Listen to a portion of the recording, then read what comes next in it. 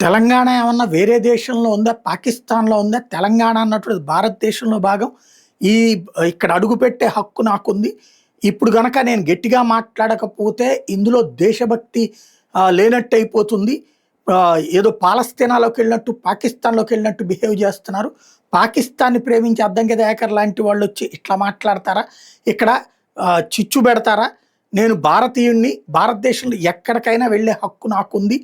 పా భారతదేశంలోనే ఇక్కడ కూడా ఉంది తెలంగాణ. కాబట్టి వస్తాను, వచ్చాను, ఉంటాను, పోటీ చేస్తాను, ఎన్నికల్లో తిరుగుతాను, నిలబడతాను. ఇది నిన్న పవన్ కళ్యాణ్ గారు చెప్పుకొచ్చినటువంటి మాట. పవన్ కళ్యాణ్ అక్కడికి రావద్దు అన్నటువంటి మాట ఎవడన్నా అన్నాడంటే వాడు పనికిమాలినోడై ఉంటాడు.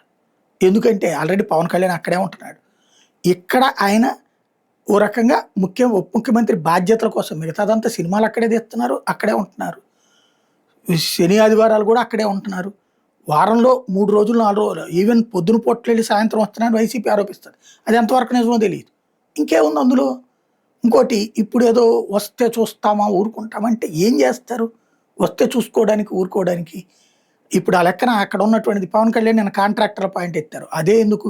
అక్కడ ఉన్న అసలు గుజరాత్ వాళ్ళు అక్కడే ఉంటున్నారు, రాజస్థాన్ వాళ్ళు అక్కడే ఉంటున్నారు, అలాగే బెంగాల్ వాళ్ళు అక్కడే ఉంటున్నారు.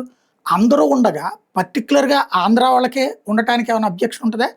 ఆ లెక్కనైతే భారతదేశంలోని ఇతర రాష్ట్రాలు తెలంగాణ వాళ్ళు పనిచేయట్లేదా? ప్రపంచంలోని ఇతర దేశాల్లో తెలంగాణ వాళ్ళు పనిచేయట్లేదా? అక్కడెవరన్నా అంటున్నారా? లేదు. అనవసరమైన వివాదం. ఎవడో నోటి తొత్తరగాడు మాట్లాడతాడు. పవన్ కళ్యాణ్ గారు అట్లా ఆఫ్టర్ ఆల్ ఒక బచ్చాగాడు మాట్లాడే మాటలను సీరియస్గా తీసుకోనక్కర్లేదు. ఆ లెక్కనైతే అన్ని పార్టీలు కారుకోతలు కూసినయే దేశాన్ని గురించి.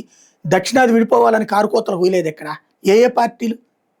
దాదాపుగా నేను పేర్లు చెప్పను, ఎందుకంటే ఇప్పుడు అనవసరం. గతించిపోయినటువంటి వ్యవహారం. దక్షిణాది నుంచి విడిపోవాలి, దక్షిణాది విడిపోవాలి భారతదేశం నుంచి అని మాట్లాడినటువంటి వాళ్ళు.